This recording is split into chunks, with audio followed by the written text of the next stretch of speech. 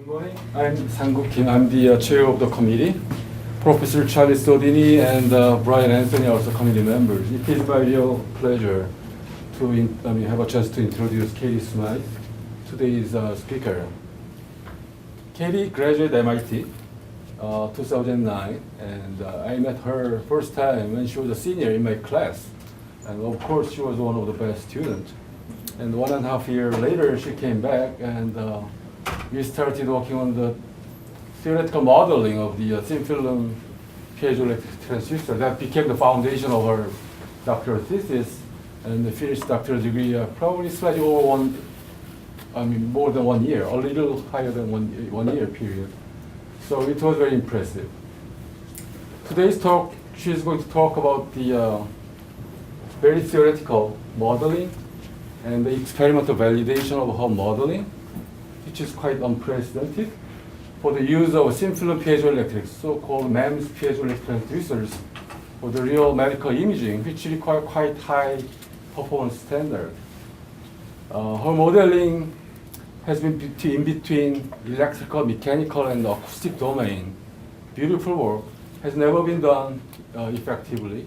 And also she made a device which has been the challenge for a long time, finally made it through and validate her modeling and suggested a very strong potential of this transducer technology out of MTL.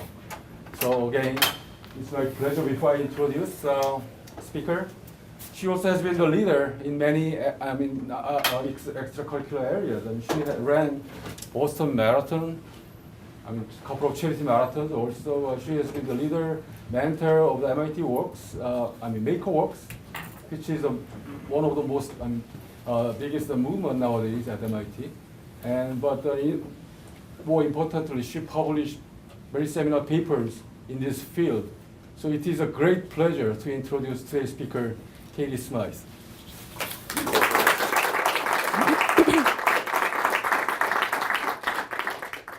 Great, thank you for that really kind introduction. I'm going to be talking to you today about some of the work that I've been doing on manufacturing alternative ultrasound transducers. So before we get started, I want you to take a look at this picture. A lot of you might be familiar with this. This is a typical medical fetal ultrasound. And if you take a look a little bit more deeply, you can actually get an idea of some of the limitations of these current systems. So there's a large monitor in the background that's connected to a much larger tray of electronics, so it's very bulky, and that system plugs into the wall, which is quite power hungry. And then in general, the whole thing just looks very expensive, and that's because it is. And a large reason why it is so expensive and you're not seeing these as handheld type devices is because of the transducer technology themselves. So current medical ultrasound transducers are made from bulk piezoelectric material that is processed using traditional ceramics processing. So you start out with a powder that you press and sinter into a hard ceramic material. And then in order to create the array of elements, you actually individually dice each one of the elements and assemble them. So the whole process is quite labor intensive. The material is very brittle, so you can get low yield, which really just means that the whole thing tends to be quite expensive. And especially when we're looking at kind of the future of ultrasound, where there's a push towards 2D arrays for 3D real-time imaging, you're working with larger numbers of even smaller elements, which makes this manufacturing pretty prohibitive. And then even beyond that, you can see from this cross-section, there's individual wires going in and out of each of these elements. So you also tend to have issues with wire bundling as well. So it's no surprise that if you look in the literature, you see a lot of comments like this, that in order to realize next generation ultrasound systems, there needs to be some sort of a fundamental shift in the transducer technology. Because on the electronic side, thankfully we have Moore's Law, where we have cheaper, more powerful electronics that are allowing us to computationally create these images relatively easily. So logically, as an alternative, people have turned to microelectromechanical systems. And the advantage here is that you can leverage semiconductor manufacturing techniques to make very array-compatible, low-cost at large-scale manufactured transducer arrays. You have a nice flexibility in terms of form factor here, and something that we were very much interested in at the beginning of this project was looking at kind of the wider design space. With the bulk piezoelectric systems, those have been in use for about 50 years now, so they've really just been optimized to death over time.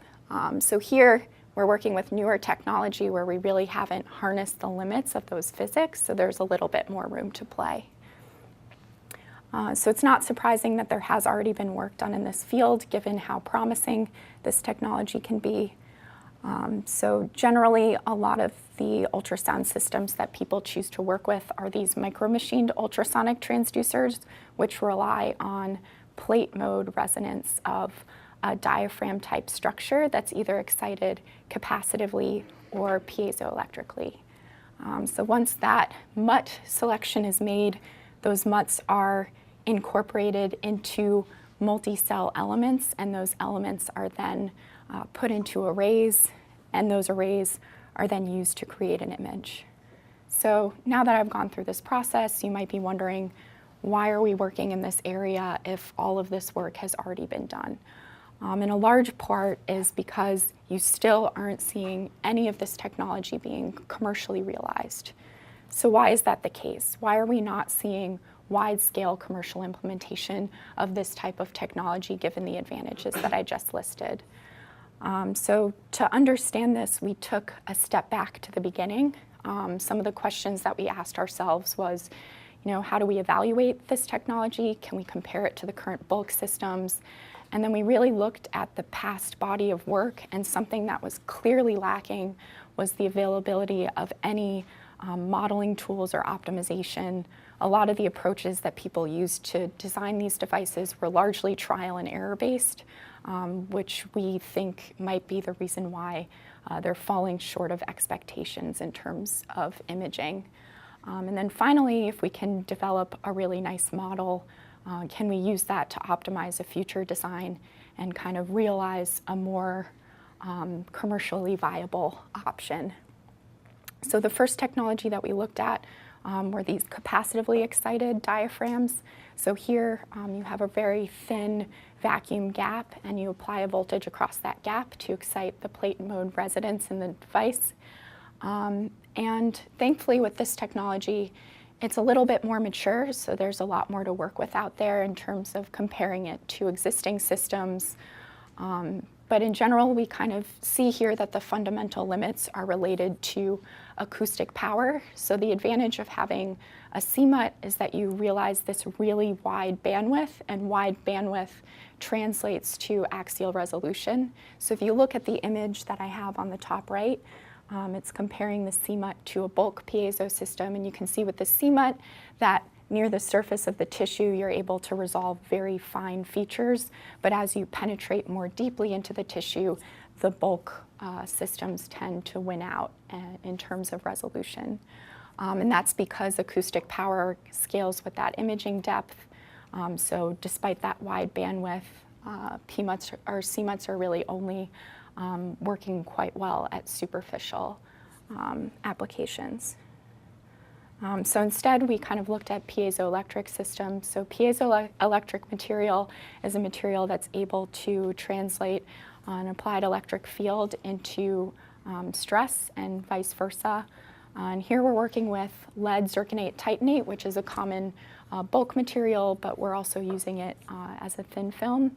And on a crystal structure kind of setting, that's how you're able to harness the piezoelectricity. So you have this special crystal structure where there's an ion in the center that has multiple equilibrium states. So you can either stress the crystal to induce an electric field or apply an electric field to induce that dipole moment, which induces stress.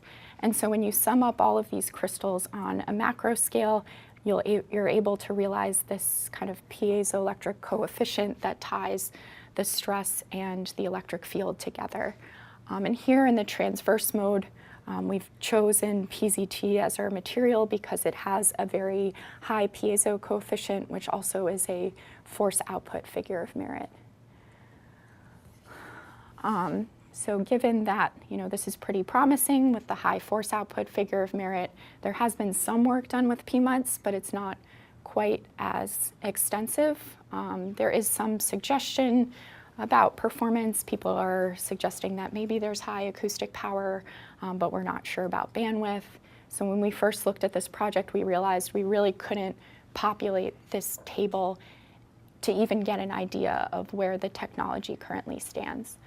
So our first approach in developing that modeling was also to kind of do a pretty thorough validation to be able to compare it to these existing technologies. So of the work that is out there, a really common metric that is reported is this effective electromechanical coupling. That's a pretty common value for piezoelectric MEMS systems. So we can at least start there in terms of being able to understand the existing technology. And what we see are a lot of devices that are falling short of expectations and not really harnessing kind of the theoretical limits. So this effective electromechanical coupling, to take a back step, is an indirect measure of efficiency. So it's looking at the amount of energy translated into the mechanical domain based on your input electrical energy, and then vice versa if you're operating as a sensor. So given that these devices are performing less than expected, you see a lot of people kind of abandoning these projects. They're really not moving forward. So our first step was to develop an effective model to then hopefully be able to optimize and improve the performance. A lot of these devices are falling short of expectations, so clearly, the modeling isn't there to give people reasonable expectations about their performance. And then finally, leverage those modeling tools to create a multi-cell system that we can then incorporate into elements and arrays that can later be used for proof of concept imaging. So in summary, our main focus was to start with a fundamental understanding before building up to larger scale systems. And then kind of as a sidebar here, we also wanted our modeling to be accessible for others to use. So coming up with some explicitly defined equations that would allow future PMUT designers to kind of plug and play and be able to create and optimize their own devices in order to move this technology forward. So with all of this in mind, we created what we're calling the Generation 1 device, which is a single plate cell. And it's actuated by applying a voltage across a top electrode to a bottom ground.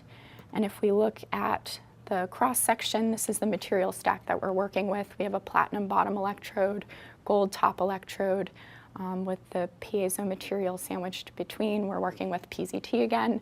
And then we have an insulating silicon dioxide and then a supporting silicon diaphragm structure. And as I mentioned a bit before with the crystal orientation, here we're applying an electric field out of plane, which is generating in-plane stress via that piezoelectric coefficient that we saw earlier. And when you apply that voltage across the entire electrode, you're able to generate a bending moment at the edge of the electrode, which causes those vibrations. And one of the first things that we did here was to explicitly define that bending moment. And kind of something interesting that comes out of it that we'll see a bit later.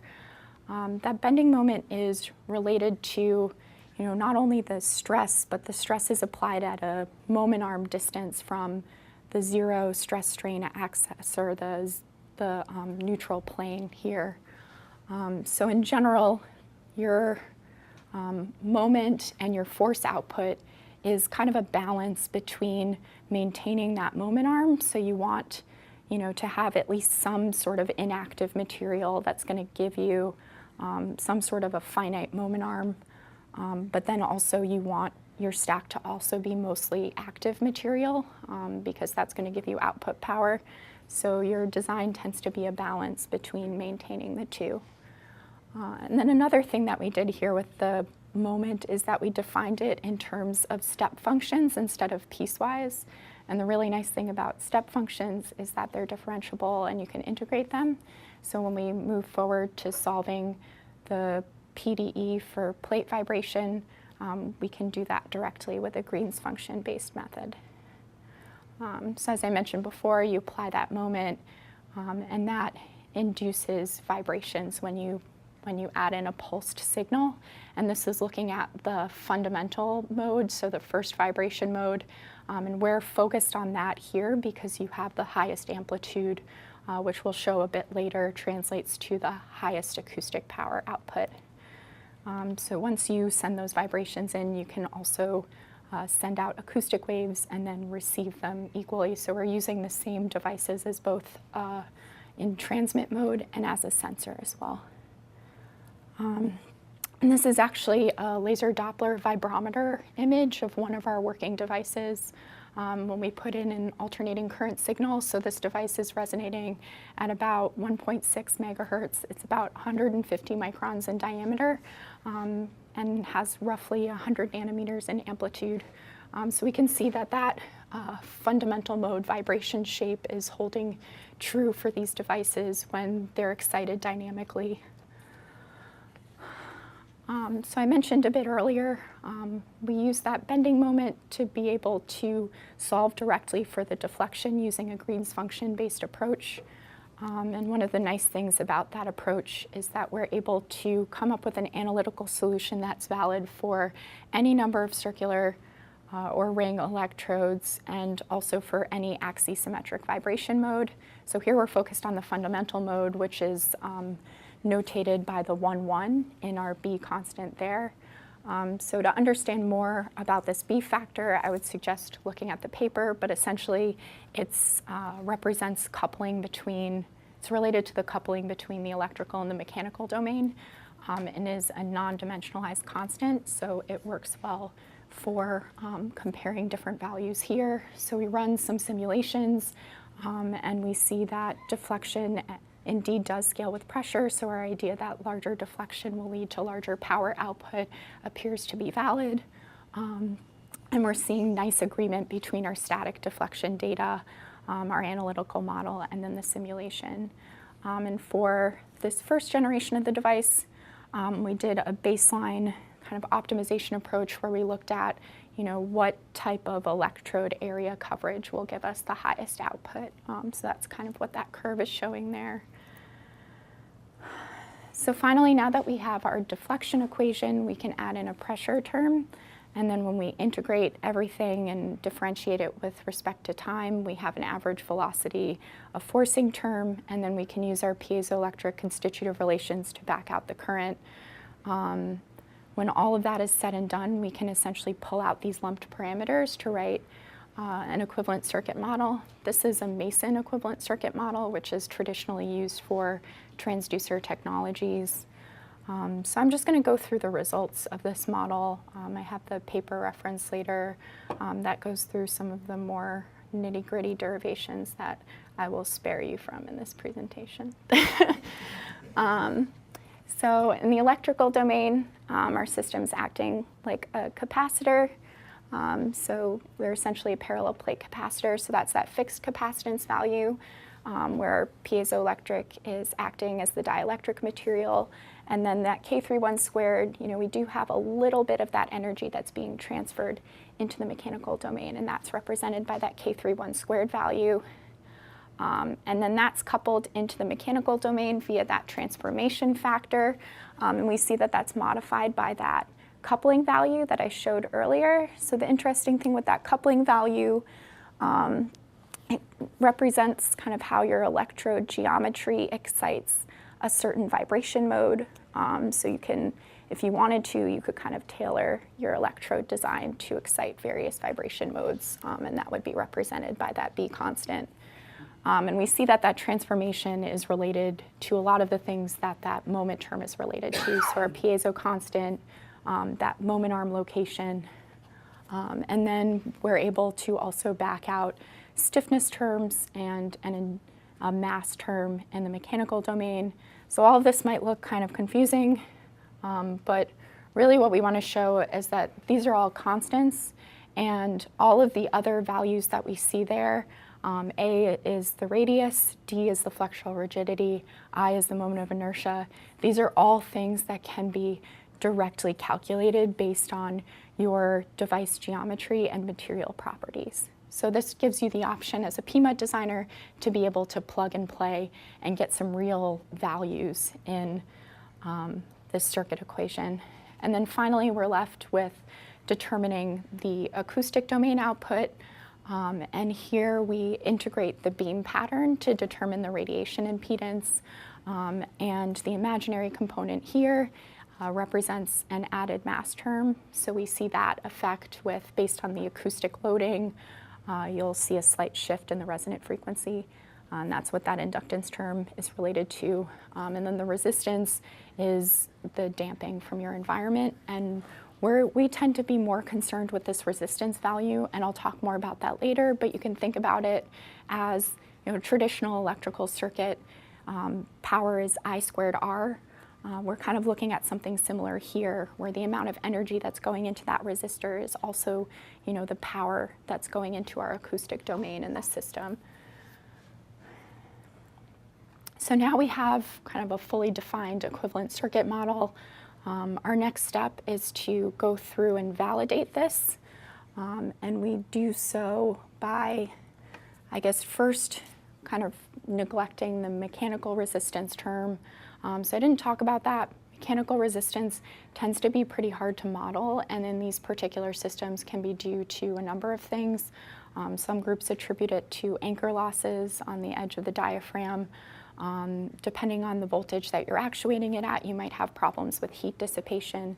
So that tends to be a pretty difficult term to work with. So for now, we're going to ignore it, but that'll come into play later, and I'll explain how we deal with it.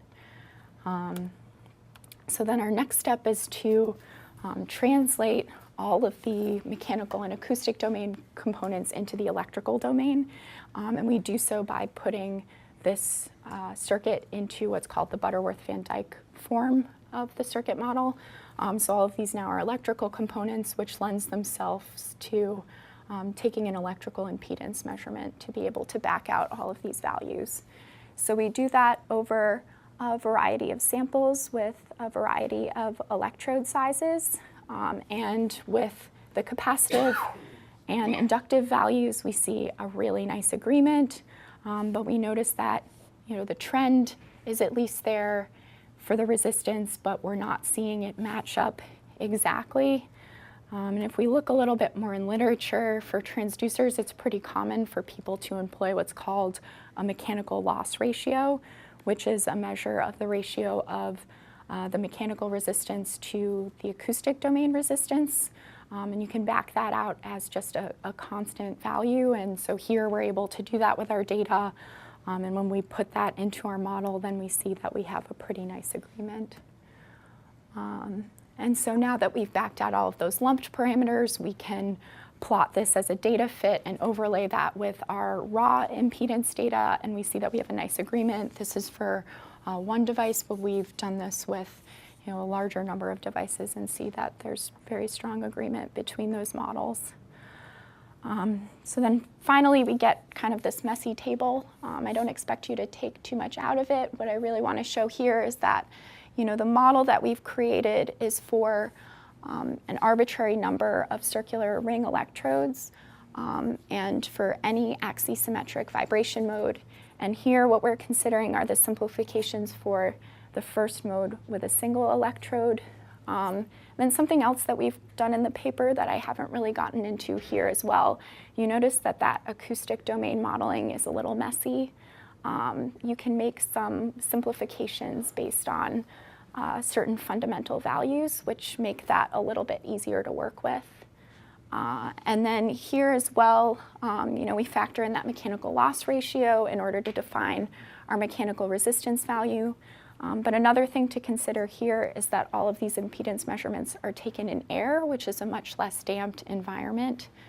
So if we compare the estimated resistance from the air measurements to what we would expect based on the damping in an oil environment, we can see that the radiation resistance in oil or tissue is going to be much, much higher than that mechanical resistance value. So we're just choosing to ignore that in this case based on this empirical evidence.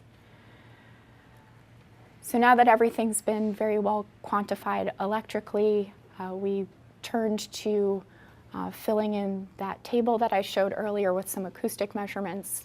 So we're able to wire bond our chip onto a pin grid array and then mount that into a tank that we fill with vegetable oil. And the reason why we're using vegetable oil here is because the acoustic impedance of vegetable oil is very similar to that of human tissue, so it's a pretty good model. It's also insulating, so we don't have to worry about encapsulating our devices. So we run through a gamut of measurements, and what we're really seeing here is that the PMUDs are excellent when it comes to acoustic pressure, acoustic power output, but that's kind of at the cost of bandwidth. So moving forward, our goal for the second generation design was to improve that bandwidth without compromising our acoustic power too much. So before we got started with the second generation design, here we wanted to put these cells into a more realistic system. So in this case, these were 1D elements, and 1D elements area-wise are much, much larger than those single cells that we were working with. So it makes a lot of sense to start working with multi-cell systems where the cells are all actuated in parallel. So to do this, it's pretty straightforward in the electrical and the mechanical domain. You can just directly parallelize everything, but it gets a lot more complicated when you look at the acoustic domain. So in general, particularly since these cells are going to be close together, there's a really large influence of cross impedance, and that acts effectively like a series contribution. So before we went through with our next generation of the device, we kind of systematically looked at defining this multi-cell radiation impedance. So the way that we do that, if you look at a single cell in an array of these cells, that cell's impedance is the self-impedance, which is the modeling that I showed in the previous slides, and then the cross-impedance from all of its neighbors, and you sum those up, and that gives you an individual cell's impedance. And then for the overall radiation impedance of the system, you then sum up all of those individual cell contributions. And I'll be talking about that overall radiation impedance moving forward. And again, with our fundamental kind of viewpoint here, we chose to validate this model starting with a small number of cells and then building up. So this is an example of a 2-cell system that we've run some simulations on. You notice that for a variety of cell sizes, frequencies, and spacings, that we have really strong agreement between our analytical model and the simulation values. So now we can use this to go back to our equivalent circuit model. And here, again, as I mentioned, the electrical and mechanical domains can be directly parallelized. And then we've chosen an approximation here where we're essentially putting that full radiation impedance lumped together on in the acoustic domain. So the assumptions that we're making here is essentially we're averaging the acoustic domain contributions over each of the cells. So we're assuming that each cell contributes equally to the overall acoustic impedance, which might not actually be true. Some cells on, say, the edges of the element will have a different impedance than those in the middle, but for the sake of modeling, we're assuming that this is okay. So I didn't really get into this too much earlier. I was really just hitting on that circuit model. And part of the reason why we cared so much about that circuit model is because you're able to directly calculate a lot of very useful transducer metrics just straight from the lumped parameters of that model. So this is just showing a few of the values, but things like efficiency, that bandwidth value that I mentioned, broadband power, can all be calculated from that model. So now that we have all of these useful tools, what's important? What should we be aiming for in our design? So one of the things that we first noticed that was interesting, this K-effective squared value comes up again, and we see that it's related to the product of the electrical and mechanical quality factors. So here the mechanical quality factor is a measure of the half power width of the resonant peak. So you see that those two are related, and then if we go through a few more derivations, we notice that that scales directly with the product of the efficiency and the bandwidth. And then interesting as well, if we look at some of the existing technologies, it kind of looks like they've already gotten on the K-effective squared bandwagon, where everybody's pushing towards getting K-effective squared to its theoretical maximum of 1 or 100%. And unfortunately for Gen 1 PMUT, we're not in the right section of the curve. So we've chosen K-effective squared as one of our metrics, both for the bandwidth efficiency and then also, it's a great way to compare it to other technologies. And then now that the efficiency and bandwidth are covered, we wanted something that would be related to acoustic power, so we've just chosen rough acoustic power output. And again, we see that resistance value for the radiation resistance comes into play there. So to come up with our element design, we started with defining our cell and then build up to larger multi-cell systems. So another thing that's kind of interesting, if we use that capacitance-based definition of K-effective squared, we actually notice that, first of all, K-effective squared is independent of cell number, and then it's also independent of lateral dimensions. So all that we really have to play around with here is the thickness to optimize our K-effective squared. And because of our manufacturing process, we have some pretty tight restrictions in terms of what we're capable on for certain layer thicknesses. So those are set, so we perform, plot this out on a heat map, and we're able to identify what the optimized thicknesses are. So now that our thicknesses are set, we want to maintain a frequency that's appropriate for medical ultrasound, which is roughly between 5 and 10 megahertz, and that sets our lateral dimensions, so our device radius is set based on that frequency requirement.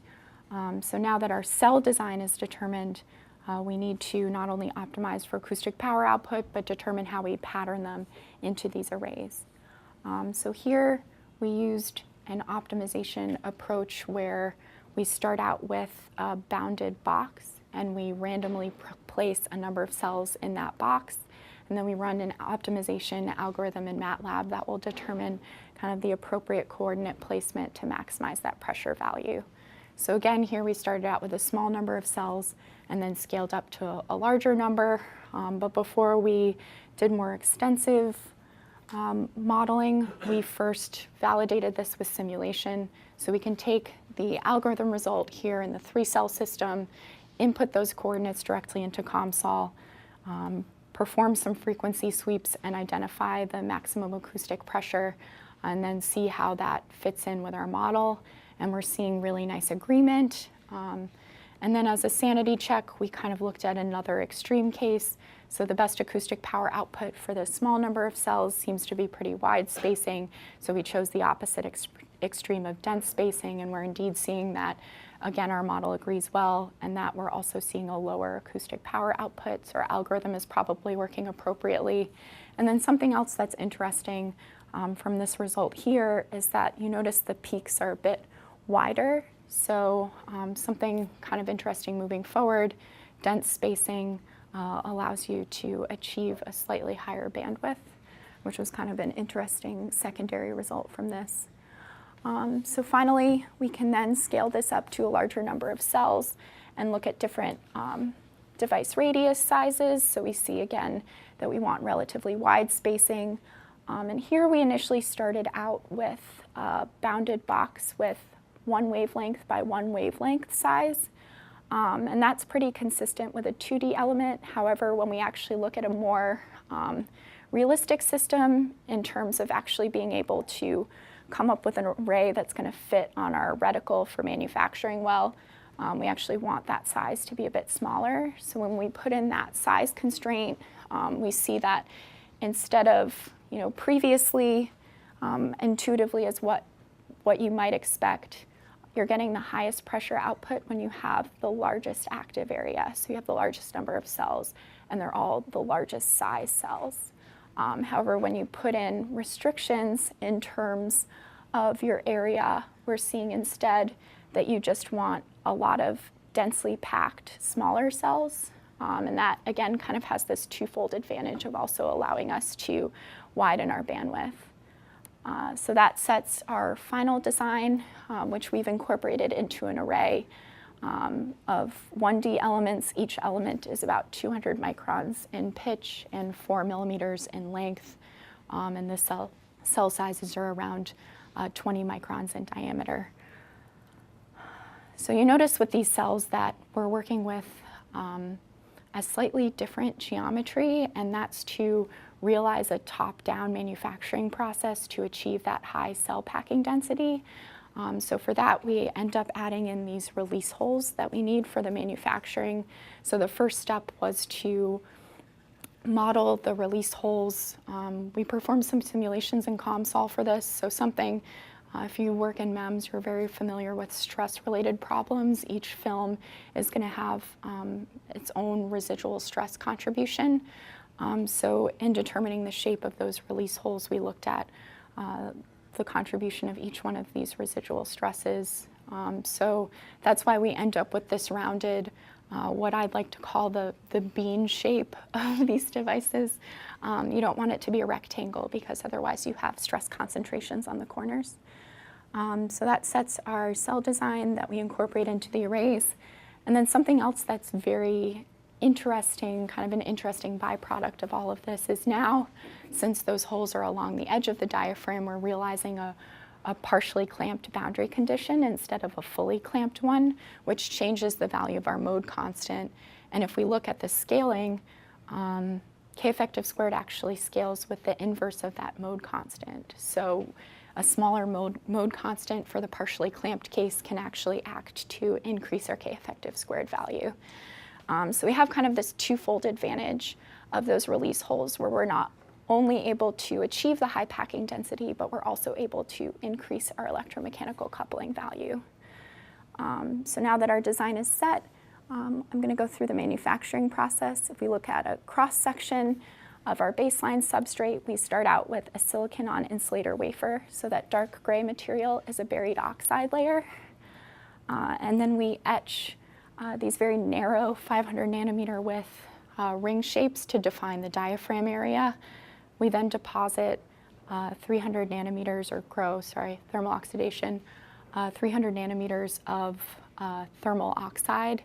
And that serves as that silicon dioxide layer that I mentioned earlier. And it also effectively plugs those gaps to fully encapsulate the silicon device layer.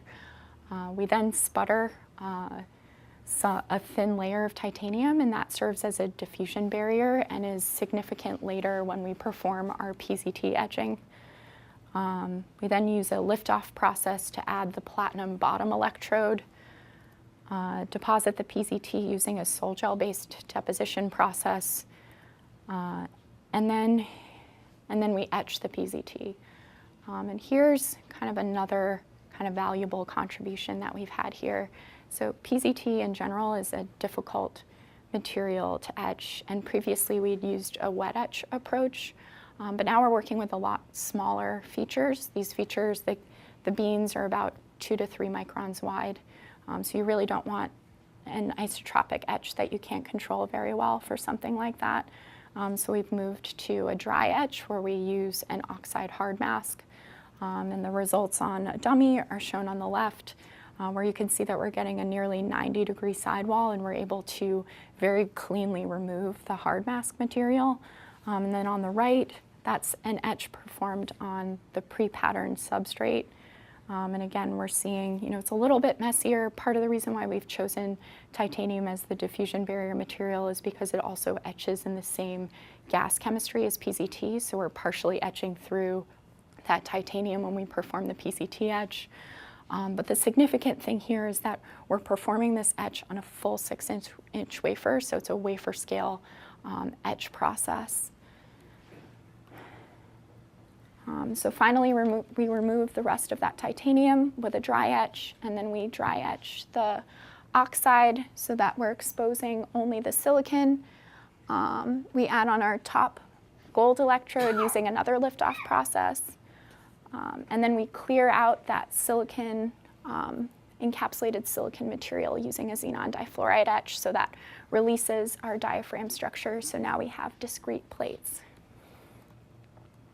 So this is a look at the final kind of wafer scale etch. This is a wafer after the PCT etch. And then a look at one of the final die arrays. And if we take a closer look, we notice that the cells look similar to the rendering. And as we did before, the first measurement that we take is an electrical impedance measurement. And again, we go back to that K effective squared value. Another way to define it is based on the resonant and anti-resonant frequency peaks in the impedance magnitude data. So we can calculate the K effective squared for a number of different elements and then compare that to the existing device performances. And we're seeing that we're getting almost a 1.5 to a 2 times larger K effective squared than the previous state-of-the-art values, which is a pretty significant finding, and that's related to tailoring the thicknesses of our material layers, as well as realizing that partially clamped boundary condition. So to go back to the project goals, we've come up with a really effective model that other designers can use. We've leveraged that to optimize a multi-cell element, and then we've demonstrated state-of-the-art performance in terms of electromechanical coupling. So some of the future work with this, go through and actually take some more acoustic measurements. I've been working with some of the people in Brian Anthony's group. We now have a 3D automated stage to be able to take some like high-tech futuristic measurements. And then Brian Anthony's group also has the Cephasonic system that does a lot of the back-end transmit and receive beamforming, but it's also programmable, so we can interface some of the working arrays with a system like this to potentially generate some actual images with the devices. So in summary, our key contributions, we explicitly defined each of those lumped circuit parameters, and then we're able to back out transducer metrics directly with those parameters. Fabrication-wise, we implement a top-down wafer scale manufacturing approach to realize kind of the highest cell pack density to date in these types of systems. And then we're also able to measure a state-of-the-art value for electromechanical coupling. So with that, I'd like to thank my committee members, Professor Kim, who's been my advisor for these years, Charlie for kind of taking on this project when we were in a funding situation, and Analog Devices for also helping with that. And then our sponsors, so Analog Devices, MedRC, originally the Masdar Institute. I was also on the NSF Fellowship initially, so some of this work was funded through that. At ADI, Tom and Christoph for some great discussions. Kai from GE, who's not here, who helped with kind of understanding some of the ways that elements and arrays work. He's a great ultrasound guy. I want to thank all of my lab groups, MNSL, a lot of you are here today, both past and current members, particularly I guess Steve and Jeff, who both helped me a lot when I started. Faraz got me going on this project as well. In the Sedini group, I've had some great impedance discussions with Maggie. And then a bunch of the other people there as well, Brian Anthony's group, Mechanical Engineering Department, and then in particular MTL. MTL has kind of been my home for these past 5 years, particularly when my own lab group has been very small. I feel like I can have like some kindred spirits there. So I want to thank the staff members, Dennis, Paul, Eric, Bob. A lot of you guys are here today. I put up this picture in the bottom. I can be kind of crabby sometimes in the fab, so Dennis has gotten to sending me really cheesy, uplifting images on an almost daily basis. This is one of the more presentation appropriate ones. And then the directors, Vicky and Jesus, who have been great, a bunch of the other users. These are all a sampling of people that I've contacted in panic when I need a 24-hour buddy, but there are many other people who can also be added to this list. And then this is something that might kind of look weird, but I put this up here. A couple weeks ago, I sent out an email. I needed an impedance analyzer with a probe station. Just sent it out to the MTL All mailing list, a couple hundred people, and I was just blown away with the response that I got. I had Jesus, the director, being like, what can we do to help? Numerous postdocs, other grad students. There was an emeritus professor that offered to help for a spammy email. Like, man, that's like an incredible response. And so I think that really like sums up how great MTL is, where everybody's just willing to help and, across the board there. And then also, again, I mentioned I could be a little crabby, and I think I got a little crazy towards the end, so I want to thank all of you who humored me that's a picture of the Samco that, you guys allowed me to do a pretty nice compromise to be able to do some etches, and then you also humored my crazy when I decided to name him Sammy for a couple weeks. You almost played into that a little bit too well.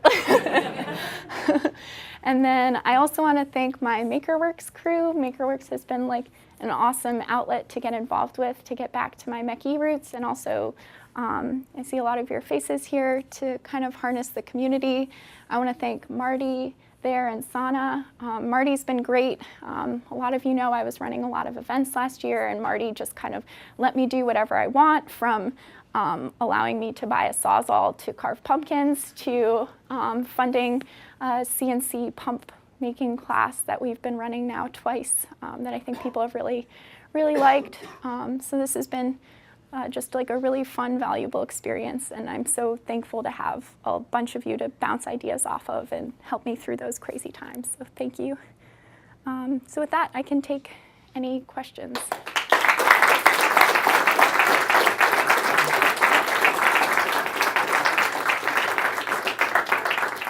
Thank you, Katie. Our department has a system, so we will take questions from the general audience.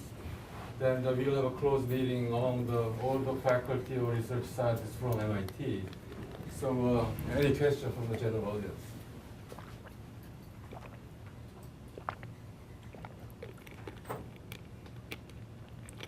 Does this mean I should just go and dunk the basket? Okay. Oh, Yep. yeah. Very briefly, in terms of the PMUD experience that you've had versus the CMUD work that's going on, do you think that it has fundamentally an edge over CMUD from here now? I still kind of think, and I think we've talked about this a bit in the past, CMUD's starting to run up against that fundamental limit. Like, you're seeing people choosing alternative drive schemes, like they're using that collapsed mode operation. They're really pushing up against the physical limitations of the system, and I don't think that we've quite gotten there yet with PMUD. I mean, with the work that you saw that we did, we're already able to kind of increase that electromechanical coupling, and we're not at that limit yet, and who's to say that people can't make further increases on that as well. So I think there's still a lot more room for the PMUD projects to grow. Yeah. Your analytical and linear circuit model seems to have incredibly good correspondence with the experimental data that you've been taking. So I'm curious if there are any regimes where your assumptions that make things match up very nicely would break down, or if there are any assumptions that you, like, if you could magically make those assumptions go away, what you would go after. Yeah, so I think that's a good point. Right now we're working at kind of low voltages in terms of actuation. If you move to higher voltages, you have to worry about getting into a nonlinear regime. But the thing with piezo materials is that we can't actually realize super high voltages because you hit the breakdown. Since our films are so thin, piezo materials have a particular breakdown electric field. So when you're working with the bulk systems for these types of devices, you don't have to worry about that because they're so much thicker that you don't get close to that breakdown electric field. But with the thin film devices, you do get pretty close. So you tend to hit a limit more with that before you can get into some of those nonlinear regimes. But there are some concerns in terms of like polling, in terms of, you know, getting that piezoelectric value in the right place based on how you pull your material. Yeah, I think nonlinear stuff is what I would worry about. I would also worry about the influence of that mechanical resistance as well. Like right now we just showed for a very particular case that you can ignore it empirically, but I don't trust that that would hold over a wider variety of scenarios. I'm curious, on the second generation devices, you presented two optimization criteria. The first one, improving the K-squared, the second, improving the output pressure. On the second one, it seems that your problem statement was you had a given area and you were trying to place your cells. However, you had very few of them. I was curious why you decided to set it up this way. I think I wanted, so I started out with 3, but then I increased the number of cells. I set it up that way because it was a good place to start and it wasn't as computationally intensive. And I think my approach there was, you know, I could look at some of the overall trends and see what the trends were moving towards with these smaller multi-cell systems and then make some assumptions based on that, which I know isn't perfect. I think kind of a future work, or if this could be done more thoroughly again, it might be looking at a more computationally intensive approach where you actually do like a full 1D element design instead of looking at a small block of that. Was that the main reason why you decided to go for a square lattice for your unit cells? Because I think I saw in your first generation you had more of an hexagonal lattice. Yeah, so I only showed one device design here. I actually did 4 different designs on the same wafer, and 2 of them were hexagonally packed and 2 were rectangular. What I did notice actually is that you do get higher cell packing density when you pack hexagonally, but if you're trying to populate that in a rectangle, you end up with kind of this dead area on the edge of the rectangle. So in terms of like number of cells for a discrete rectangular shape, you actually get slightly more if you do rectangular spacing instead of doing the hexagonal packing. So I think if you wanted to go with a different element shape that was more conducive to the hexagonal packing, then that would allow you to achieve yet kind of like a higher number of cells per element.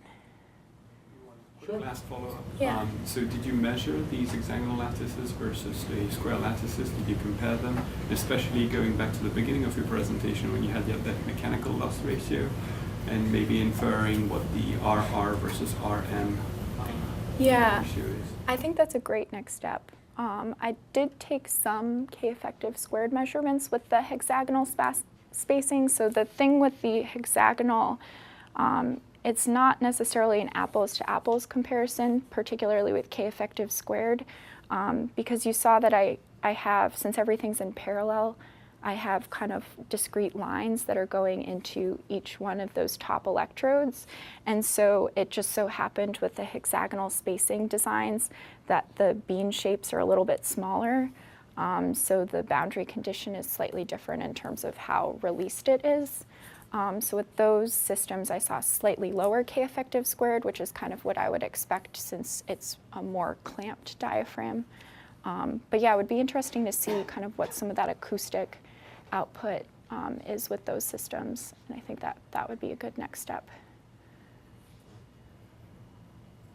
Other questions? If not, let's thank the speaker one more time.